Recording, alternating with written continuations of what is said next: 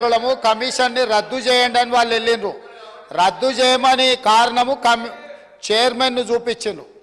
దాంతో high court ఏమన్నదంటే commission రద్దు చేయము, చైర్మన్ మార్చేది లేదు, మీరు విచారణ ఎదుర్కోవాల్సిందే అని చెప్పింది. సుప్రీంకోర్టుకి వెళ్ళినప్పుడు మీరు కమిషన్ రద్దు చేయమని అడిగిన అది కుదరదు, మీ అభ్యంతరం అంతా చైర్మన్ ప్రెస్ మీట్ పెట్టిండని మీరు అభ్యంతరం పెడుతున్నారు కాబట్టి చైర్మన్ మార్చడానికి మీరు రాష్ట్ర ప్రభుత్వం సుముఖంగా ఉన్నదా అని కోర్టు మమ్మల్ని అడిగింది. 2 గంటలు వాయిదా వేసి మేము కోర్టుకు స్పష్టంగా చైర్మన్ మార్చడానికి రాష్ట్ర ప్రభుత్వానికి ఎలాంటి అభ్యంతరం లేదు, మీరు ఆదేశిస్తే మేము మారుస్తామని కోర్టుకు చెప్పినాం. వాళ్ళు అడిగింది కమిషన్ను రద్దు చేయమని. వాళ్ళ కమిషన్ రద్దు చేయమన్న విజ్ఞప్తిని కోర్టు తిరస్కరించింది. కానీ వయా మీడియాగా చైర్మన్ను మార్చి మీరు ఒక విచారణ కొనసాగించండి అని కోర్టు ఇచ్చింది. వాళ్ళ క్లీన్ చిట్ వచ్చినట్టు కాదు, కేసీఆర్ వాదనను కోర్టు తిరస్కరించింది స్పష్టంగా సుప్రీంకోర్టు. ఇప్పుడు గొంతులో వెలక్కాయ పడ్డట్టు కక్కలేక మింగలేక వాళ్ళు ఏం చేయాలనో దిక్కు తెలవక ఈరోజు ఉన్నారు అధ్యక్ష. Point number 1. పాయింట్ నెంబర్ 2, వారు మేము BHELకి ఇచ్చినాం, మేము అద్భుతాలు చేసినాం, దానివల్ల రాష్ట్రానికి ఎంతో ప్రయోజనం జరిగింది, లేకపోతే కేంద్ర ప్రభుత్వం 50% ఉత్పత్తి చేయమని అన్నది కాబట్టి సూపర్ క్రిటికల్కు సబ్ క్రిటికల్కు పెద్ద తేడా లేదని వారు ఉపన్యాసాలు చెప్తున్నారు అధ్యక్ష. నేను మీ దృష్టికి తీసుకురావాల్సింది ఒకటే అధ్యక్ష, భద్రాద్రి పవర్ ప్లాంటు 2015లో వీళ్ళు ఒప్పందం చేశారు అధ్యక్ష. 7,290 కోట్ల 60 లక్షలకు అధ్యక్ష. వీళ్ళు ఏంది 2015లో ఇచ్చేసి 2017లో పూర్తి చేస్తారు, 2 సంవత్సరాలని చెప్పి ఒప్పందం చేశారు అధ్యక్ష. ఇది ఎప్పుడు పూర్తి అయింది అధ్యక్ష? ఎందుకు చెప్పారు? ఇది అత్యవసరం ఉంది కాబట్టి సబ్ క్రిటికల్ టెక్నాలజీతో ముందుకు పోతాం, రెడీగా ఎక్విప్మెంట్ ఉన్నది, మేము అందుకోసం సబ్ క్రిటికల్ టెక్నాలజీకి వెళ్తున్నామని చెప్పి సభలో చెప్పడమే కాకుండా కేంద్ర ప్రభుత్వానికి చెప్పి కాంట్రాక్ట్ ఇచ్చేసారు, ఇండియా బుల్స్కు బెయిల్అవుట్ చేశారు. ఎప్పుడు పూర్తయింది అధ్యక్ష? 2022లో పూర్తయింది అధ్యక్ష. 2 ఏళ్లలో పూర్తి చేస్తామన్నది 7 సంవత్సరాలు పట్టింది. 7,290 కోట్లతో పూర్తి చేస్తామన్న ప్రాజెక్టు 10,515 కోట్ల రూపాయలు అయింది అధ్యక్ష. 3,225 కోట్ల రూపాయలు వాళ్ళు ఒప్పందాలు చేసిన దాని మీద పెరిగింది అధ్యక్ష. అంటే దాదాపుగా 45% అంచనాలను పెంచి ఈరోజు పర్ మెగావాటు 9,73,00,000 పర్ మెగావాట్ పడ్డది అధ్యక్ష. 1,000 కోట్ల రూపాయలు ఇయ్యాల మింగి విద్యుత్ సంస్థల మీద భారం మోపి 81,000 కోట్ల రూపాయలకు అప్పుకు కారణమైంది అధ్యక్ష. Point number 1. Point number 2, Nalgonda జిల్లాలో పెట్టొద్దా? నల్గొండ ప్రజలను ఏదో నేను మభ్య పెడుతున్నా, లోకల్ సెంటిమెంటును రెచ్చగొడుతున్నా అని వారు అనుకుంటున్నట్టు. వారి విశ్వసనీయత జిల్లాల మన పార్లమెంట్ ఎలక్షన్ల అసెంబ్లీ ఎలక్షన్లలో స్పష్టంగా చెప్పిండ్రు.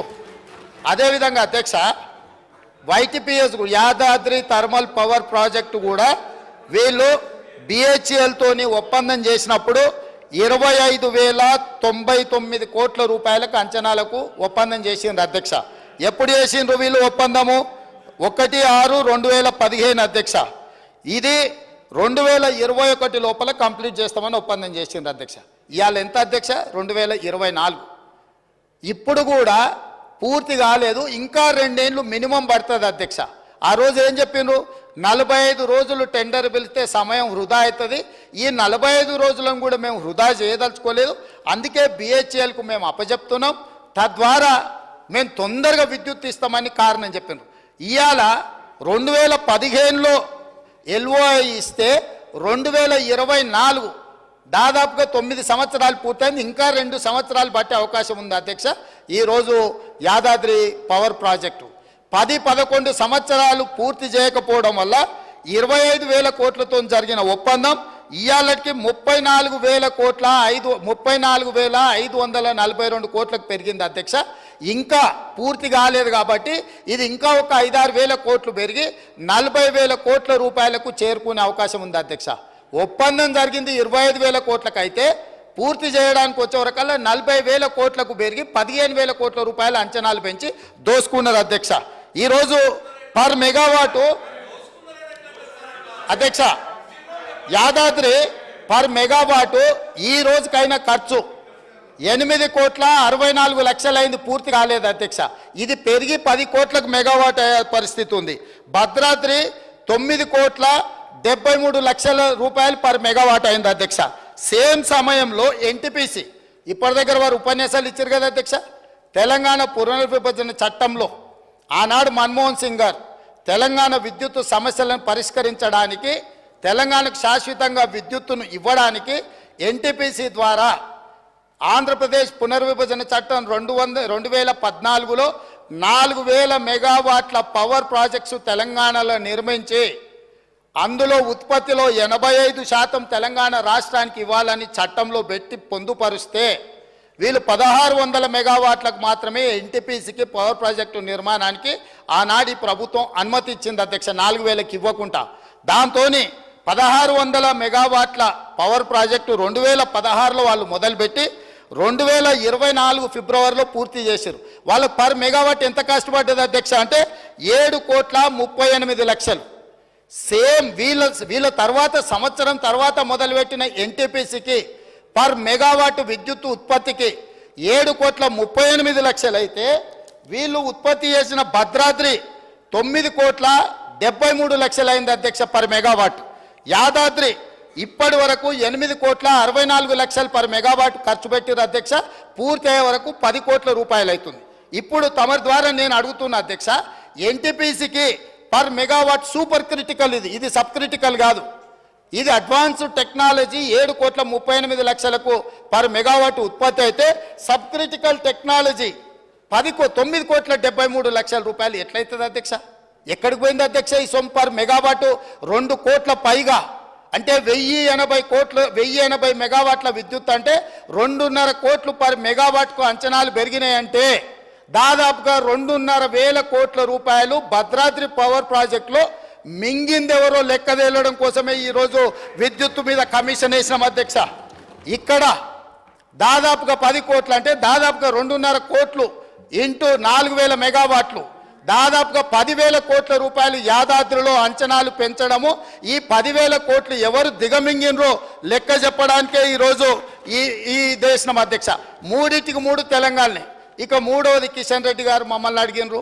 బా ఎంత దోస్తులు అయిపోయారు అధ్యక్ష, కిషన్ రెడ్డి, జగదీశ్వర్ రెడ్డి, కేటీఆర్ వీళ్ళందరూ చుట్టాలు అయిపోయినారు అధ్యక్ష. ఢిల్లీకి సీకట్లో పోయి బామార్దులు పోయి ఢిల్లీలో సీకట్ల బిగ్గర కాళ్ళు పట్టుకోగానే వీళ్ళంతా చుట్టపోళ్ళు అయినారు అధ్యక్ష. నేను వీళ్ళు ఎన్టీపీసీకి వీళ్ళు 4,000 మెగావాట్లకు కాంగ్రెస్ అనుమతి ఇస్తే 1,600 మెగావాట్లు మాత్రమే ఉత్పత్తి చేయడానికి అనుమతి ఇచ్చి 2,400 మెగావాట్లు ఉత్పత్తి చేయడానికి ఎన్టీపీసీకి 10 సంవత్సరాలు వీళ్ళు అనుమతి ఇయ్యలే. వాళ్ళు అక్కడ ఉత్పత్తి చేస్తే వీళ్ళు కాంట్రాక్టర్లకు ఇచ్చుకోవడానికి బిహెచ్ఎల్ పేరు మీద G2G ఇచ్చి వాళ్ళ సొంత కాంట్రాక్టర్లకు బినామీలకు ఇచ్చి దోసుకోవడానికి అవకాశం ఉండదని ఎన్టీపీసీని నియంత్రించి ఇవ్వకపోతే మా ఉప ముఖ్యమంత్రి గారు బాధ్యత తీసుకున్న తర్వాత ఎన్టీపీసీని పిలిపించి 2,400 మెగావాట్ల విద్యుత్ ప్రాజెక్టులను ప్రారంభించండి, మీకు భూమి కేటాయించడం, మీకు నీళ్లు కేటాయించడం, మీకు సింగరేణి నుంచి బొగ్గు కూడా మేము ఇస్తామని చెప్పి అగ్రిమెంట్ చేసి దాన్ని ముందుకు తీసుకెళ్ళింది ఉప ముఖ్యమంత్రి గారు అధ్యక్ష. వాళ్ళు కాదు, ఎన్టీపీసీని కూడా దోకా చేసి తెలంగాణ నిండా ముంచి కమిషన్ల కక్కుర్తిపడి ముంచుతుంటే ఎన్టీపీసీకి అనుమతి ఇచ్చింది కాంగ్రెస్ పార్టీ. రికార్డులునే, మీరు రికార్డులు తీసి సభలో పెడతాం అధ్యక్ష. ఇవాళ పవర్ పర్చేజ్ వాళ్ళు ఫస్ట్ ప్రిఫరెన్స్ ఎన్టీపీసీ ఏది ఉత్పత్తి చేసినా ఇక్కడ ఉండే స్టేట్కు 85% ఇవ్వాలి. ఆ 85% మీరు ఒప్పందం చేసుకుంటారని మా దగ్గరికి వాళ్ళు వచ్చారు, తెలంగాణ రాష్ట్ర ప్రభుత్వం దగ్గరికి, విద్యుత్ శాఖ దగ్గరికి. మేము అంచనాలు వేసినాం. ఇవాళ మార్కెట్లో ₹5.30 మాకు విద్యుత్తు ఒప్పందాలు జరుగుతున్నాయి, విద్యుత్తు దొరుకుతుంది అధ్యక్ష. వాళ్ళు ఈరోజు పని ప్రారంభిస్తే ఒక 4 నుంచి 5 సంవత్సరాలు పడుతుంది అధ్యక్ష వాళ్ళ ప్రాజెక్టు పూర్తి కావడానికి. ఆ రోజుకు ఈ ప్రొడక్షన్ కాస్ట్ మొత్తం లెక్కేస్తే 8 నుంచి 9 రూపాయలు పర్ యూనిట్ ఈరోజు ఒప్పందం చేస్తే పడుతుంది. ఈరోజు అంత అత్యధికంగా ధర పెట్టి విద్యుత్ ఒప్పందం చేస్తే సంస్థకు లాభం జరుగుతుందా నష్టం జరుగుతుందా మేము అంచనాలు వేసుకొని మీ దగ్గరకు వస్తాము. ఒకవేళ ఎన్టీపీసీతో మనం ఒప్పందం చేసుకోకపోతే ఎన్టీపీసీ బాహ్య ప్రపంచంలో ఎవరికైనా ఉత్పత్తి చేసింది అమ్ముకోవచ్చు అధ్యక్ష. ఆ రోజు తెలంగాణ విద్యుత్ సంస్థలు కూడా వాళ్ళతోని ఆ రోజున్న మార్కెట్ రేట్ ప్రకారం మనం కొనుగోలు చేయొచ్చు అధ్యక్ష. ఈరోజు మనము ఎన్టీపీసీతో ఒప్పందం చేస్తే 85% ఖచ్చితంగా మనం కొనుగోలు చేయాల్సిందే. ఆ రోజు capital investment and production cost రెండు కలిపితే ఏ ధర పడుతుందో ప్లస్ ప్రాఫిట్. విద్యుత్ కొనుగోలు ఏ విధంగా డిసైడ్ అవుతుంది అధ్యక్ష? ప్రాజెక్టును పూర్తి చేయడానికి పెట్టే క్యాపిటల్ ఇన్వెస్ట్మెంట్ ప్లస్ ఏదైతే మనము బొగ్గు వాడతామో రా మెటీరియల్ వాడతామో ఆ కాస్ట్ ప్లస్ ఆ కాస్ట్ యొక్క ఆ ప్రాజెక్ట్ యొక్క ప్రాఫిట్ ఈ మూడు కలిపితే మూడింటిని కలిపి అంచనా చేసి విద్యుత్ పర్ యూనిట్ ధర ఫిక్స్ అవుతుంది అధ్యక్ష. ఇప్పుడున్న అంచనాల ప్రకారం మా అధికారులతో నిపుణులతో మాట్లాడితే ఇప్పుడు ఎన్టీపీసీ కట్టబోయే 2400 మెగావాట్లతో ఈ రోజే మనం ఒప్పందం చేసుకుంటే ఉత్పత్తి సమయానికి మనం 9 రూపాయలు పర్ యూనిట్ చెల్లించాల్సి వస్తుంది. ఇది లాభమా నష్టమా అంచనా వేసుకొని వాళ్ళతో ఒప్పందాలు చేసుకున్నాం అధ్యక్ష. దాంతో వాళ్ళ పనులు ఆగలేదు అధ్యక్ష. ఎన్టీపీసీ ఎక్కడైనా పవర్ ప్రాజెక్టుకు రాష్ట్ర ప్రభుత్వం అనుమతిస్తే వాళ్ళు నిర్మాణం చేసుకొని పూర్తయ్యే లోపల ఎప్పుడైనా మనం అగ్రిమెంట్ చేసుకోవచ్చు. మనం చేయకపోతే వాళ్ళు బయట ఎక్కడైనా అమ్ముకోవచ్చు.